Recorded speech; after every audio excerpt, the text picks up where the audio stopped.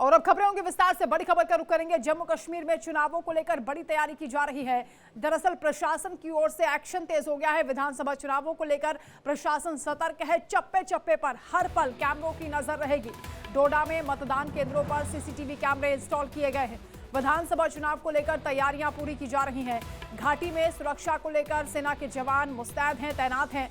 विधानसभा चुनावों को पूरी तरह से निष्पक्ष और शांतिपूर्ण ढंग से कराने के लिए प्रशासन सतर्क हो चुका है, अलर्ट हो चुका है। विधानसभा चुनाव को लेकर तैयारियां तेज होती हुई नजर आ रही हैं। सड़कों पर वाहनों की चेकिंग की जा रही है। हर एक गतिविधि पर नजर रखने के लिए सीसीटीवी कैमरा इंस्टॉल किए जा रहे हैं। जम्मू कश्मीर में चुनावों को लेकर ये खास तैयारियां हो रही हैं। इसके अलावा लोगों को जागरूक करने के लिए जागरूकता अभियान भी चलाए जा रहे हैं प्रशासन की ओर से, ताकि बढ़ चढ़कर मतदान लोग करें। किसी भी तरह की कोताही बर्दाश्त नहीं की जाएगी। चप्पे चप्पे पर तीसरी आंख का पहरा रहेगा। रमन सैनी संवाददाता हमारे साथ लाइव जुड़ रहे हैं। रमन, जम्मू कश्मीर में चुनाव की तैयारियां तेज हो गई हैं, किस तरह की हलचल दिखाई दे रही है? प्रशासन की ओर से क्या कदम उठाए जा रहे हैं, खासतौर से मतदान को लेकर लोगों को जागरूक करने के लिए? क्योंकि लोकसभा इलेक्शन के दौरान बढ़ चढ़कर लोगों ने मतदान किया। विधानसभा चुनाव 10 सालों के बाद हो रहे हैं। ऐसे में जो परिवर्तन हुआ है उसको लेकर भी निर्णायक भूमिका ये चुनाव अदा करेंगे।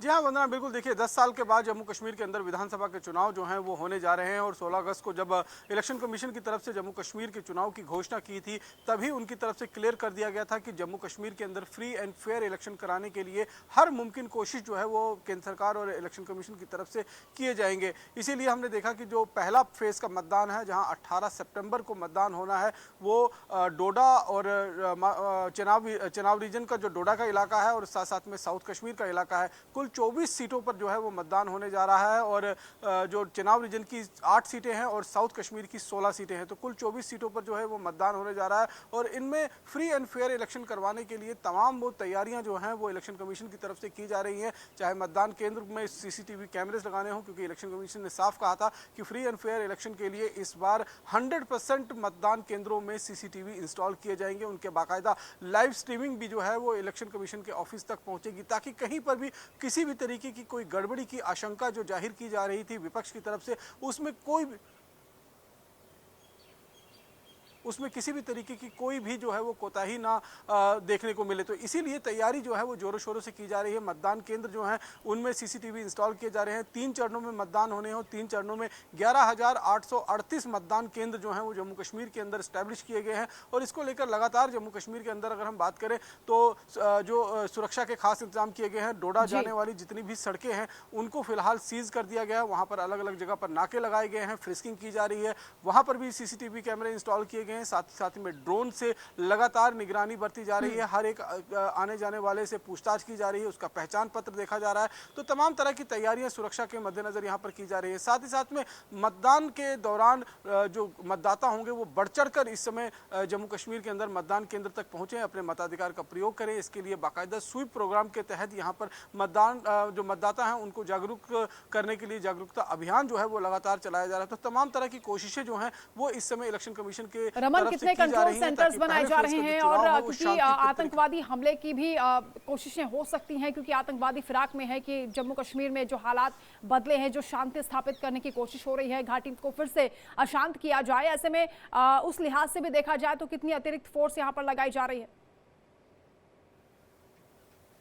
जी देखिए, बाबा अमरनाथ जी की यात्रा के लिए जो फोर्स यहाँ पर आए थे उनको यहीं पर रोक दिया गया था, क्योंकि उसके पहले ही चुनाव की घोषणा यहाँ पर हो गई थी। और उसके साथ साथ में कुछ और अतिरिक्त कंपनियों को जम्मू कश्मीर के अंदर भेजा गया है, ताकि यहाँ पर मतदान के दौरान किसी भी तरीके का कोई आतंकी हमला अगर करने की कोशिश की जाए या आतंकी वारदात को अंजाम देने की कोशिश की जाए तो उसको रोका जा सके, उसको विफल बनाया जा सके। इस समय अगर हम डोडा डिस्ट्रिक्ट की बात करें, जो चेनाब रीजन का इलाका है, वहाँ पर हमने देखा था कि जुलाई महीने में भी आतंकी हमला हुआ था और आतंकी हमले में 4 भारतीय सेना के जवान शहीद हुए थे। तो उस इलाके के अंदर आतंकियों का मौजूदगी जरूर वहां पर है, लेकिन जंगल के अंदर आतंकी छिपे हुए हैं और उन जंगल के इलाकों को चारों तरफ से सुरक्षा कर्मियों ने घेर रखा हुआ है, ताकि आतंकी किसी भी कीमत पर जंगल से बाहर निकलकर किसी आतंकी वारदात को अंजाम ना दे सके। अभी देश के गृह मंत्री अमित शाह जम्मू कश्मीर के दौरे पे हैं। आज जम्मू में उनकी एक रैली है और इस रैली के बाद ही जो स्टार कैंपेनरों का एक चुनाव प्रचार होगा उसको किक स्टार्ट जो है वो मिल जाएगा। कल जो है यहाँ पर देश के रक्षा मंत्री राजनाथ सिंह जो है वो चेनाब रीजन का दौरा करेंगे, वहाँ पर लोग पब्लिक रैली करेंगे और पब्लिक रैली के माध्यम से भारतीय जनता पार्टी के तरफ जो है वो लोगों का रुख हो, वहाँ पर लोग भारतीय जनता पार्टी के लिए मतदान करें, इसकी अपील करेंगे। उसके बाद 14 तारीख को किश्तवाड़ में ही प्रधानमंत्री नरेंद्र मोदी का एक दौरा जो है वो संभावित है, उसके लिए सारी तैयारियां जो है वो पूरी कर ली गई हैं। तो इस पूरे चुनाव में जहां एक तरफ इलेक्शन कमीशन बढ़ चढ़कर तैयारियों में जुटा हुआ है, वहीं पाकिस्तान भी लगातार इस चुनाव पर नजर रखे हुए है, क्योंकि 10 साल के बाद चुनाव होने जा रहे हैं। धारा 370 खत्म होने के बाद ये पहला चुनाव घाटी के अंदर होने जा रहा है। लोगों को अपने मताधिकार का प्रयोग करने को मिलेगा, लेकिन पाकिस्तान इससे बेहद ज्यादा बौखलाया हुआ है। इसीलिए पाकिस्तान लगातार पाकिस्तानी सेना, पाकिस्तानी ISI की मदद से जम्मू कश्मीर के अंदर जो आतंकवादियों को भेजा है, उसने उनके माध्यम से यहाँ पर गड़बड़ी फैलाने की कोशिश जो है उसकी लगातार रहेगी। इसीलिए जो पैरा कमांडोज हैं, जिनकी 500 की संख्या में, बिल्कुल रमन, ठीक कहा आपने, क्योंकि पड़ोसी मुल्क की भी नजर इस पर रहने वाली है और दुश्मन देश है, ऐसे में जरूर कोई ना कोई घटना को अंजाम देने की फिराक में होगा। और शासन प्रशासन के साथ चुनाव आयोग की भी कहीं ना कहीं अग्नि परीक्षा होने वाली इस इलेक्शन के जरिए। बहुत शुक्रिया आपका फिलहाल तमाम जानकारी के लिए। वहीं अमित शाह के जम्मू दौरे का आज दूसरा दिन है। अमित शाह के जम्मू दौरे में दूसरे दिन के दौरान आज रैली को संबोधित करने वाले अमित शाह जम्मू कश्मीर में बीजेपी का घोषणा पत्र जारी हो चुका है। मैनिफेस्टो जारी करते हुए अमित शाह ने कहा कि 370 की वापसी कभी नहीं होगी, जैसी की मांग विपक्ष की ओर से लगातार की जा रही है।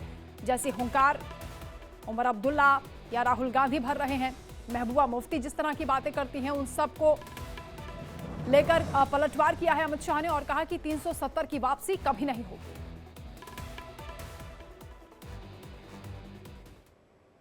वहीं जम्मू कश्मीर विधानसभा चुनाव के लिए बीजेपी ने अपना मैनिफेस्टो जारी कर दिया है और अपने इस घोषणा पत्र में बीजेपी ने महिलाओं के साथ ही युवाओं पर भी खास फोकस रखा है। घोषणा पत्र में बीजेपी ने कुल 25 संकल्प लिए हैं, जिन्हें वो राज्य में सरकार बनने के बाद पूरा करेंगे।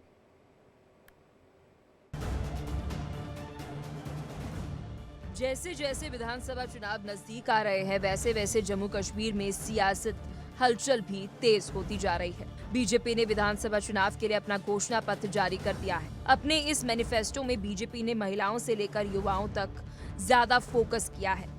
इस मौके पर गृह मंत्री अमित शाह ने बड़ा ऐलान करते हुए कहा कि अनुच्छेद 370 की कभी वापसी नहीं हो सकती है। जम्मू कश्मीर को लेकर जारी घोषणा पत्र में कश्मीरी पंडितों के लिए पुनर्वास योजना पर भी बल दिया गया। जम्मू कश्मीर को लेकर कई सारी बड़ी बातें कही गई।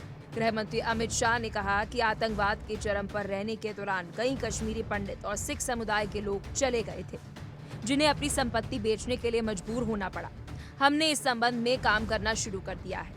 या तो उनकी संपत्ति वापस की जाएगी या उनकी संपत्ति के लिए राशि प्रदान की जाएगी।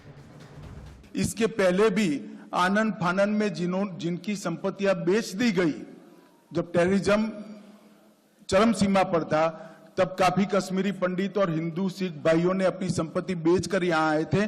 उचित दाम नहीं मिले थे, उनको योग्य दाम दिलाने का या तो संपत्ति वापस दिलाने का काम ऑलरेडी हम कर चुके हैं। अमित शाह ने पार्टी का मैनिफेस्टो जारी करने के बाद कहा कि आजादी के समय से ही हमारी पार्टी के लिए जम्मू कश्मीर का ये भूभाग बहुत महत्वपूर्ण रहा है और आजादी के समय से ही हमने इस भूभाग को हमेशा भारत के साथ जोड़े रखने का प्रयास किया है।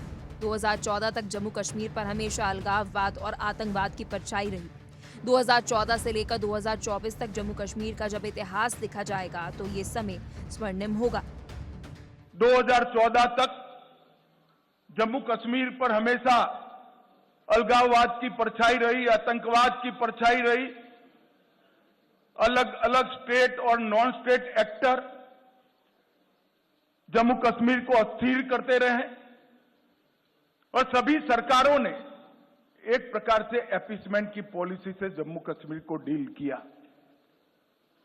2014 से लेकर 2024 का ये कालखंड, जब भी जम्मू कश्मीर और भारत का इतिहास लिखा जाएगा, जम्मू कश्मीर के लिए स्वर्णिम अक्षरों से अंकित किया जाएगा, ऐसा मेरा बहुत स्पष्ट मानना है। जम्मू कश्मीर में बीजेपी जहां चुनावी घेराबंदी में लगी है, तो वहीं विपक्ष भी बीजेपी पर पलटवार का कोई मौका नहीं छोड़ रहा। नेशनल कॉन्फ्रेंस के नेता और पूर्व मुख्यमंत्री उमर अब्दुल्ला ने बीजेपी को आड़े हाथ लेते हुए पलटवार किया और कहा कि जैसे बीजेपी वाले यूपी में बुलडोजर चलाते हैं, अगर जम्मू में इनकी सरकार बनेगी तो वही ट्रेंड कश्मीर में भी शुरू हो जाएगा। यूपी में जिस तरह मुसलमानों के घरों पे, दुकानों पे रोज बुलडोजर चलाए जाते हैं, उसका तो परसों सुप्रीम कोर्ट ने उसका जायजा लिया और कहा यह गैर कानूनी है। जिस तरह यूपी में हमारे मस्जिदों पे, दरगाहों पे, हमारे मदरसों पे ताले लगाए जा रहे हैं, वो बात हमसे छुपी हुई नहीं है। हमने जम्मू कश्मीर को उन ताकतों से बचाना है जो वैसे हालात यहां पैदा करना। घाटी में चुनावी सरगर्मी तेज हो गई है। सभी दलों ने अपनी पूरी ताकत चुनावों में झोंक दी है। ऐसे में देखने वाली बात ये होगी कि क्या बीजेपी अपने संकल्प के जरिए जम्मू कश्मीर विधानसभा चुनाव फतेह कर पाएगी या फिर कांग्रेस और एनसी का गठबंधन बीजेपी को पटकनी देने में कामयाब साबित हो जाता है। Bureau report, India day.